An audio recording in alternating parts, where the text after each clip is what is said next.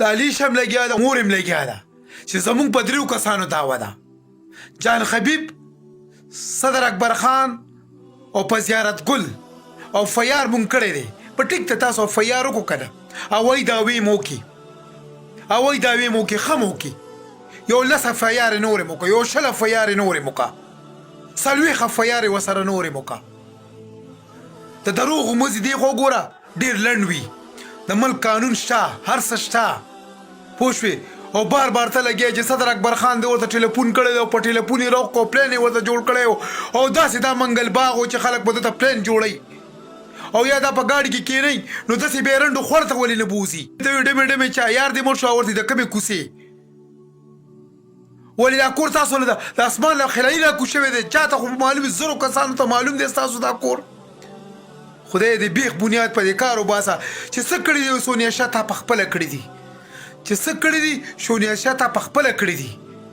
پوه شوې یو ډز بولي او خلک به ورسره امدادونه وکړي او خلک به ورسره پیسې وکړي او په معمولي زخمي به شي هغه الله ته منظوره نه وه ستا هغه ټول پلین خراب شو ټولو درپسې کنځل او ویناګانې کړي دي زه به تا ته خره ویم خره چې خره نه وې نو تا به غلطې دعوې نه کولې ویشتی دې پخپله دی او دعوې په خلکو کې جان خبیب باندې او صدر اکبر خان باندې او په زیارت ګل باندې ته دعوې کې خدای دې بیخ بنیاد وباسه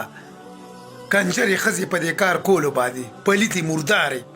ورکه شه اسخه مخ دې نیولی دی پیار یو 100 پیارې نورې مو که پوه شوې سبا په ځانم ډزې وکړه ځانم ولبیم په ما پیار وکړه قربانې لا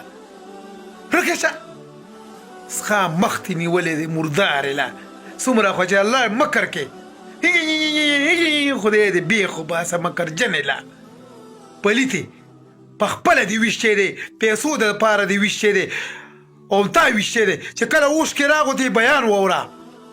چې اوښکې راغو بیا بیان واوره دا خو د کوټې د چته ته چغې وې په لایف کې وې صدر اکبر خان خدای دې بیخ وباسه د ورځې تا ته څومره کالونه راځي ستا CDR راوتی دی ستا راوتی دی ستا د لور هم راوتی دی او ستا د خاون هم راوتی دی بل ستا دا خاون ټوله ورځ په دې مشتراباد کې ګرځي ستا دا خاون ولې چاته په پیری دی غیب عالم دی چاته نه ښکاري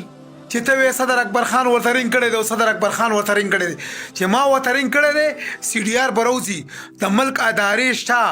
حکومت شته عدالت شته هر څه شته چې ته لګې صدر اکبر خان ورته رینګ وکړو پرېږده